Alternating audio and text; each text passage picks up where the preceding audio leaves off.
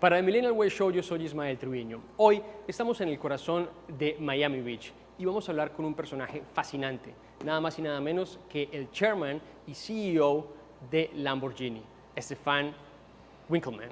Esta es la entrevista. How can you describe this important achievement? Yeah, it's a very important celebration because on one hand side we look back, what we have achieved so far, the decades in terms of the development of the cars and the technology, but even more important is that we are looking forward into what is going to happen next. And we are celebrating this anniversary with a lot of events, but especially with new cars. Let's talk about evolution in design and performance. And Lamborghini has been synonymous with cutting-edge design and high-performance vehicles. How do you envision the design and performance for Lamborghini cars evolving, let's say, the next decades? We have a clear DNA in terms of design. And the briefing is very simple. The car has to be very different, and a cutting with the past, but always very much recognizable. So even if you don't know what type of Lamborghini you have in front of you, you always have to recognize that it can be nothing else than a Lamborghini. This is on the design side. For the performance, we look into two types of performance. One is that we have always to improve in terms of numbers, so acceleration, top speed, braking behavior, lap time, but also in terms of the emotional side. And every generation has to be much better than the one before. I've heard in a few interviews that you like to say that you don't develop mobility, but dreams. How is that? We are developing, producing, and selling cars for very few people in this world. So when they dream about something, we have to put ourselves in their shoes and we have to over-exceed their expectations. Then you create a dream. In terms of quality, in terms of performance, in terms of design, in terms of everything what is around this type of world. And on top of that, for us it's very important that we are not only talking to our customers, but we also have a very large fan base. And this fan base is paramount also for the success of tomorrow, because every time a Lamborghini passes by, the people should be thumbs up. You just mentioned technology in the answer before, and I would like to talk a little bit about embracing electric vehicles, right? With the automotive industry increasing shift towards electric vehicles, how does Lamborghini plan to embrace electrification while maintaining the brand's distinctive performance and, of course, character? So we have a clear strategy, which is called Cortauri, and this is first of all to hybridize all the lineup. This means that first the Revuelto, so the follow of the Aventador, and then also the Urus and the Huracan follow, they will be hybridized. And this is something which is helping us to reduce the emissions of CO2 by at least 50%, and also to increase performance. And this is very important. So how these two technologies work together, the internal combustion engine and the battery. And we always say we don't have to be the first ones to get there, but when we are there, we have to be the best ones. And this is the proof we have to give with the Revuelto, and so far it's working out. And the second step is then to do the first full electric car. And this is going to happen by the end of this decade, which will be an additional model for Lamborghini. And there we have to prove in this period of time, 5-6 years down the road, that also an electric car can be not only very fast, but also very emotional. And this is up to us, and this is something which we will scale in the years to come, so that when we come out with the first electric car, everybody has understood and also interiorized what we're talking about. And in the same line of innovation, of course, we have artificial intelligence, right? And I would like to know, how does Lamborghini plan to integrate artificial intelligence into its vehicle, both in terms of driving experience and innovative features? But when we speak about artificial intelligence, we're starting now more inside our factory, inside the production, to adopt things like this. But if we speak about car, this is something which is in the making. It will come for sure, but not at time being.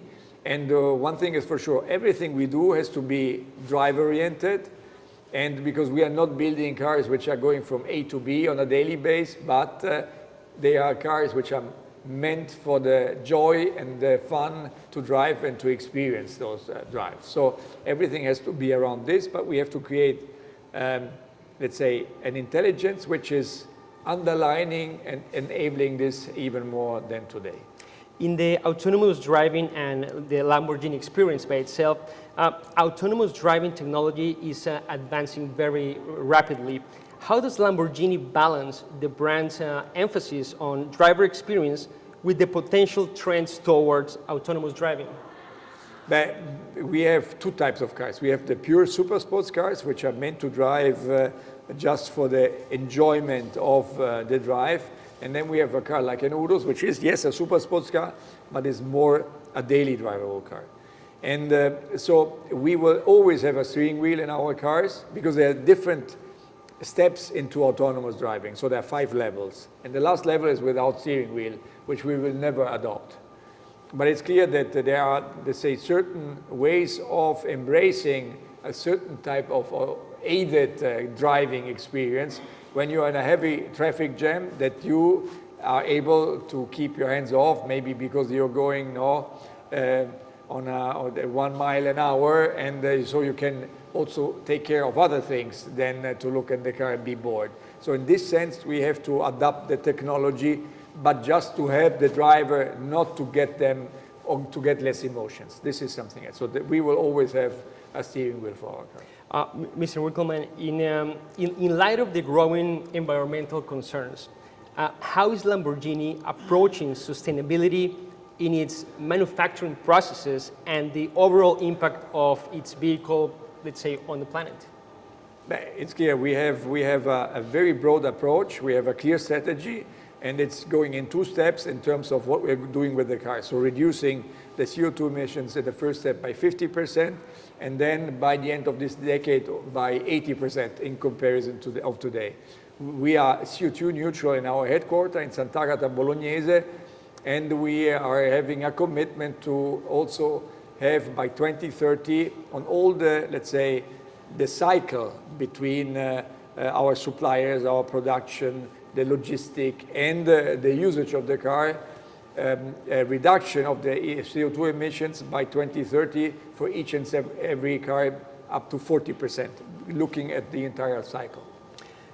About the cultural impact and the brand image, and of course, we're going to talk about this amazing and fascinating car. Beyond the automotive realm, Lamborghini has become a cultural icon. How does the brand plan to maintain its exclusivity while also connecting with a broader audience in the coming years?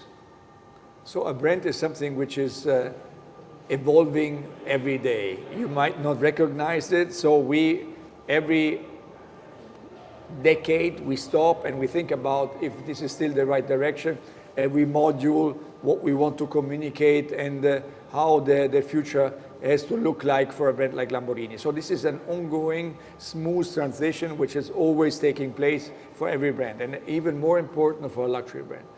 In terms of the cars, for sure, is to always continue to build those cars which the people dream about. So if we speak about a broader audience, we speak then just about a bit more than maybe 10,000, let's say, new customers a year. And if we speak about the fans, it's clear that we have to involve them in everything we do, because then it's much more than what the cars are. Then it's about motorsport, it's about the events we have, it's our museum, is that we invite people to come into our factory, and so on and so forth. So there's a lot more which we are working on to create this Lamborghini world. I understand that we are behind a $1.3 million sport luxury car, the Revuelto. Please tell us a little bit about the magic of this car. So, as I said, now we are celebrating our 60th anniversary, and the launch of the Lamborghini Revuelto this year was the most important event. So the two things together, we thought could be a good moment to show as a piece of art here at Miami Art Basel. So we asked our Centro Stile, our Personam people, which are the individualization guys, to create a unique piece based on the silhouette, which is representing our logo of the 60th anniversary. And the result is this opera unica, so the Lamborghini Revuelto, which is going to be shown for the first time today. Last question, and I really appreciate your time. We saw recently that there's a news that Lamborghini decided to join with the union sector to actually reduce the labor day from 5 days to 4 days. What's your take on that? This is a misinterpretation which is going around the press in the last days.